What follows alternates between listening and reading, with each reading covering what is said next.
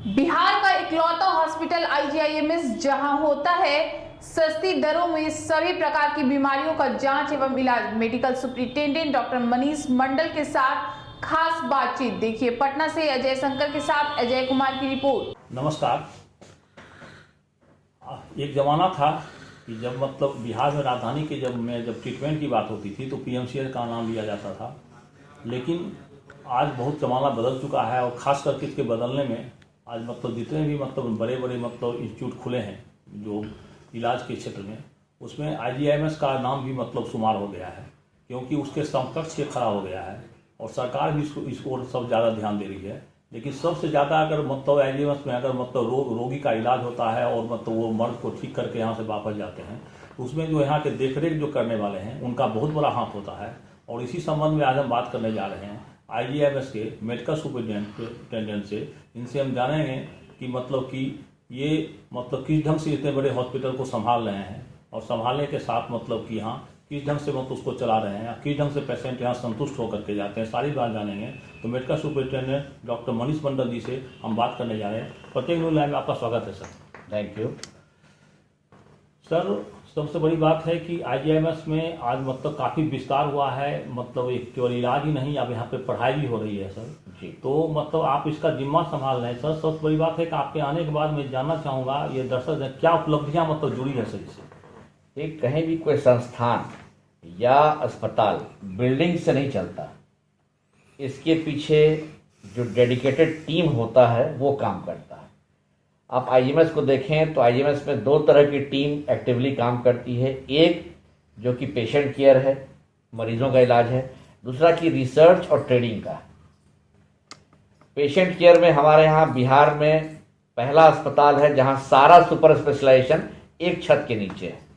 आप किसी भी विभाग की बात करें, कार्डियोलॉजी की बात करें तो कार्डियोलॉजी कार्डियोथोरैसिक सर्जरी है, गैस्ट्रो की बात करें तो गैस्ट्रो मेडिसिन गैस्ट्रो सर्जरी है, न्यूरो की बात करें न्यूरो मेडिसिन न्यूरो सर्जरी है, यूरोलॉजी नेफ्रोलॉजी है, रीनल साइंसेस का है। इसके अलावा एंडोक्राइन विभाग है, इनफर्टिलिटी का हमारा अपना डिपार्टमेंट रिप्रोडक्टिव मेडिसिन है। बेसिक साइंसेस तो हमारे यहाँ हैं ही, medicine surgery gynae orthopaedics paediatrics ये तो है ही। पीडियाट्रिक सर्जरी विभाग हमारे यहाँ है। तो सारा सुपर स्पेशलाइजेशन एक छत के नीचे कहीं मौजूद आईजीएमएस के अलावा बिहार में नहीं था। अब एम्स पटना भी आया है तो उसके पास भी विभाग है, लेकिन उतने विभाग नहीं है जितना हमारे यहाँ रनिंग है। इन विभागों में हमारे यहाँ गुणवत्ता के साथ इलाज हो रहा है, सस्ते दर पे इलाज हो रहा है। हमारे यहाँ आईसीयू फैसिलिटीज़ सारे विभागों में है, चाहे वो कोई भी विभाग हो उसकी आईसीयू फैसिलिटी हमारे यहाँ है। वैसे मरीज जो गरीब हैं, जो आईसीयू नहीं अफोर्ड कर सकते हैं या जिसको आईसीयू की ज़रूरत नहीं है लेकिन कुछ सपोर्ट की ज़रूरत है, वैसे एचडीयू भी हमने रेडी किए हुए हैं, जिसको बोलते हैं हाई डिपेंडेंसी यूनिट। इसमें आईसीयू से आधा दर पे मरीज को फैसिलिटी उपलब्ध हो पाता है। तो वैसा भी हम लोगों ने इंतजाम 70 बेड का किया हुआ है। हमारे पास 70 बेड का एचडीयू पूरे अस्पताल में है जहाँ इन मरीजों का इलाज हो सकता है। साथ में जैसा कि आपने अभी बताया, टीचिंग और रिसर्च पे उतना ही ध्यान है। हमारे यहाँ एथिकल कमेटी है। एथिकल कमेटी हमारे यहाँ जितने रिसर्च है उसका अप्रूवल देती है। पीजी कोर्स की बात करें तो बेसिक साइंस में जितने भी एमडी और एमएस सारे जगह हैं। इसके अलावा सुपर स्पेशल में जितने भी सब्जेक्ट हैं सारे में डीएम और एमसीएच की पढ़ाई हो रही है। तो जो भी पढ़ाई होती है, या वो डीएम की हो या एमसीएच की हो या वो एमडी की हो या एमएस की हो, इन सब में रिसर्च करना पड़ता है। सर, आपने सारी चीज़ बताई, लेकिन आए दिन उसके बाद ही एमसीआई आप पर ऑब्जेक्शन करते रहती है सर। एमसीआई की तरफ से कोई भी ऑब्जेक्शन हमारे यहाँ आज के डेट में नहीं है। जितने भी ऑब्जेक्शन थे ये आज से 2 साल पहले की आप कहानी बता रहे हैं। 2 साल पहले तक गुणवत्ता में कोई दिक्कत नहीं थी। ये प्रकारेण कुछ कुछ चीज़ों के लिए बोला जाता था। एमसीआई भी अब रिलैक्स हुई है। अब आप जानते हैं कि एनएमसी आ गई है, नेशनल मेडिकल काउंसिल आ गई है।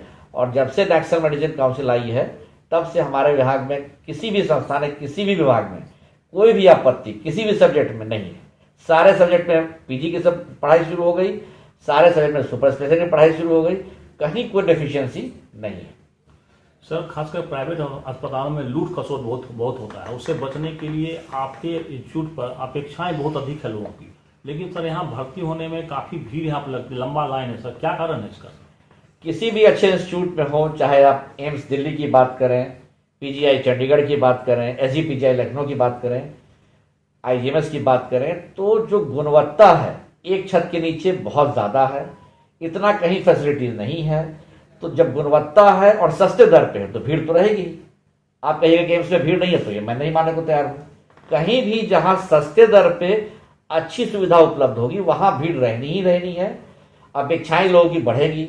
अब हमने अपनी क्षमता बढ़ाई। आज से 5 साल पहले हमारा अस्पताल 500 बेड का था, हमने पिछले 5 साल में 1000 बेड कर दिया।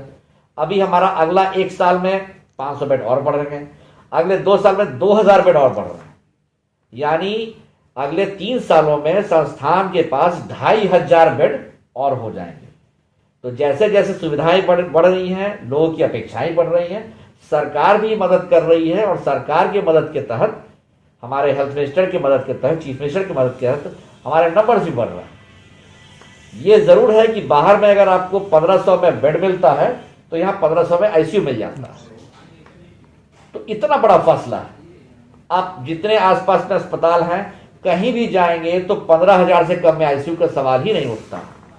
तो किसी भी गरीब आदमी के लिए 15,000 संभव नहीं होता है। साधारण परिवार के लिए भी 15,000 एक दो दिन के लिए कोई बात हो तो कोई बात नहीं है, लेकिन अगर किसी को 1 हफ्ता ब्रेन हैमरेज हो जाए और महंगे अस्पताल में रहना पड़े तो उसकी पैंट ढीली हो जाती है। इसलिए सरकार अपनी योजनाओं के तहत संसाधन बढ़ा रही है और जैसे जैसे संसाधन बढ़ेगी लोगों को सुविधाएं मिलेगी। अभी तक जितने भी मेडिकल सुपरिटेंडेंट आए, और उसमें आज भी आप भी मेडिकल सुपरिटेंडेंट हैं, आपका नाम क्यों सबसे अधिक लिया जा रहा है? आपके लोग क्यों ज़्यादा सराह रहे हैं? क्या कारण है इसका? ये तो लोग ही बता पाएंगे। मैं अपनी तरफ से पूरी कोशिश करता हूँ कि जो भी हमसे मिले उनका काम हो, जो भी नहीं भी मिले मैं फ़ोन से बात करते हैं उनका भी काम हो जाए।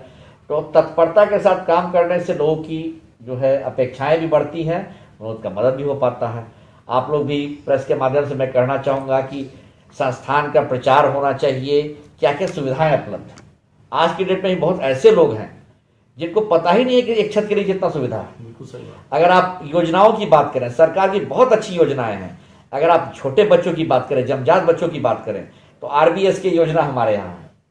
कोई भी जन्मजात बच्चा जो किसी भी धर्म का हो, किसी भी जाति का हो, किसी भी अंतर से आता हो, उसका फ्री इलाज हमारे यहाँ। लेकिन उसको जन्मजात बीमारी होनी चाहिए। इसकी जानकारी आपके माध्यम से मैं चाहूँगा, आपके चैनल के माध्यम से, आपके इलेक्ट्रॉनिक और प्रिंट मीडिया के माध्यम से मैं चाहूँगा कि लोगों को जानकारी हो कि अगर छोटा बच्चा है, गंभीर बीमारी से ग्रस्त है और जन्मजात बीमारी है तो उसके लिए फ्री इलाज संस्थान में उपलब्ध है। साथ ही जो कैंसर के मरीज आते हैं उनके लिए कैंसर में मुख्यमंत्री राहत कोष से पैसा है, उसका भी फ़ायदा उनको हो सकता है। बहुत लोग इसकी जानकारी नहीं है, उनको जानकारी होनी चाहिए। इसके साथ जो आयुष्मान भारत पैकेज है वो भी हमारे यहाँ उपलब्ध है।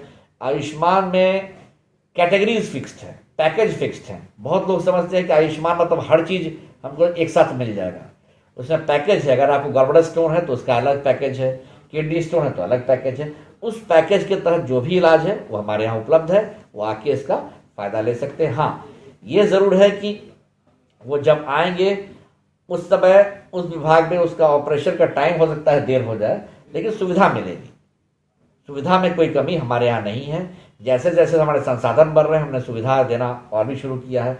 अब आप कोरोना काल की बात करें तो कोरोना काल में पूरा बिहार कोरोना का इलाज कर रहा था। जितने भी सरकारी संस्थान वो कोरोना के इलाज, सिर्फ आईजीएमएस ही ऐसा संस्थान था जहाँ नॉन कोरोना मरीज का इलाज हो रहा था। ऐसा नहीं है कि कोरोना के इलाज में बाकी इलाज आप नहीं कीजिए। कोई अगर हार्ट अटैक हो जाए, मरीज परेशान, कोई भर्ती लेने वाला नहीं था। उस समय आईजीएमएस ही एक मील का पत्थर था कि किसी को हार्ट अटैक हो जाए, किसी का किडनी फेलियर हो जाए, किसी को लिवर का प्रॉब्लम हो जाए तो आईजीएमएस ही उनका सहारा बना। साथ में उसमें हमने नई योजना चालू की, टेलीमेडिसिन के माध्यम से हमने लोगों को कंसल्टेशन देना शुरू किया।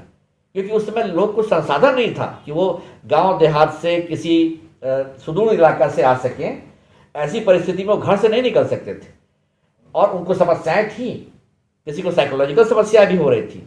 तो हमने डिपार्टमेंट वाइज एक कमेटी बनाई और सुबह से शाम तक हम लोग टेलीमेडिसिन चालू किए, ताकि कोई गांव में भी है तो व्हाट्सएप के माध्यम से, फेसबुक के लाइव के माध्यम से हमसे कनेक्ट हो सकता था, हमारे साथ वो अपनी तकलीफ शेयर कर सकता था। उसकी इलाज हम लोग जो यहाँ से कर सकते थे वो बताते थे। नहीं, अगर इलाज यहाँ संभव नहीं है, डॉक्टर से दिखाना मजबूरी उनकी है, तो जो नियरेस्ट अस्पताल है वहाँ जाके दिखाएं और वहाँ एम्बुलेंस से वो आईजीएमएस आ सकते थे। ये सुविधाएं हम लोगों ने दी और इससे बहुत लोग का जान बचा। ऐसा ही नहीं है कि लोग सिर्फ कोरोना से ही मर रहे थे, अन्य बीमारियों से भी मर रहे थे। उन सब का मील का पत्थर हम लोगों ने स्थापित करके दिखा दिया। सर आप डॉक्टर हैं होने के साथ मेडिकल सुपरिटेंडेंट है, तो डॉक्टर होने का क्या फायदा सर आपको मिलता है? देखिए, मेडिकल सुपरिटेंडेंट का काम एडमिनिस्ट्रेशन का काम होता है, लेकिन अगर आप किसी की बीमारी की जानकारी पूरी रखते हैं तो कोई मरीज अगर तकलीफ लेके आता है, उसके परिजन तकलीफ लेके आते हैं, तो आप ये बता सकते हैं कि क्या किस विभाग में दिखाएगा, कितना सीरियस वो है, आईसीयू की जरूरत नहीं है, तो डिसीजन फैक्टर जल्दी हो जाता है। सर आईजीआईएमएस का क्या रोड मैप है आगे क्या प्लान है, और कुछ बढ़ाने का, सीट बढ़ाने का या विभाग बढ़ाने का सर आपका? हमारे यहाँ सीट्स, मेडिकल कॉलेज की बात कीजिए तो 100 सीट थी, बढ़ा के 120 सीट किया गया। अब जो नया परिवेश आ रहा है एनएमसी का, हो सकता है कि कल होकर 200 सीट भी आईजीएमएस में एमबीबीएस की हो जाए। पीजी सीट्स की बात कीजिए तो पीजी सीट्स हमारे यहाँ अभी जितने विभाग में हैं इसका 1.5 गुना अभी बढ़ने की बात चल रही है। तो उसमें भी एमसीआई ने पहल की है, हम लोगों से फॉर्म्स लिया गया है, हमारे फॉर्म्स स्क्रूटनाइज हो रहे हैं। स्क्रूटनाइज होने के बाद अगर वो एनएमसी देखती है कि यहाँ पे सीट्स बढ़ाई जा सकती तो वहाँ भी सीट बढ़ेगी। और आप बात कीजिए रिसर्च की, तो रिसर्च में हम लोगों ने यहाँ हमारा एकमात्र बिहार का पहला स्मार्ट एथिकल कमेटी है। कोई भी आप रिसर्च करते हैं तो एथिकल कमेटी का अप्रूवल बहुत ज़रूरी होता है। ये उसकी गुणवत्ता देखती है, प्लस जो रिसर्च हो रहा है उससे किसी के पेशेंट को घाटा तो नहीं हो रहा है, उससे किसी के घातक बीमारी होने की समस्या नहीं है, इसको भी रिसर्च कमेटी देखता है। तो जो भी रिसर्च हो रही है उसकी गुणवत्ता अच्छी हो और उससे मानवता के किसी भी घाटा नहीं हो, इसका ध्यान दिया जाता है उस कमेटी के थ्रू। सर जनता की एक मांग है आपसे, मैंने कुछ अटेंडेंट से बात किया कि खासकर पेशेंट को तो रहने खाने की व्यवस्था है, अटेंडेंट को बहुत मुश्किल होती है सर रात गुजारने में। हम लोगों ने 500 बेड का कल्पना किया था कि मरीज के अटेंडेंट के लिए बनाऊंगा। 500 बेड में से 350 का एक पावर ग्रिड विश्राम सदन ऑलरेडी हमारे यहाँ है, जहाँ पर हर तरह की सुविधा है, डॉर्मेट्री की सुविधा है, रूम्स की सुविधा है। आप डॉर्मेट्री की बात करें तो 50 रुपये में बेड है, कहीं भी बिहार में आज के डेट 50 रुपये में आपको बेड नहीं मिलेगा।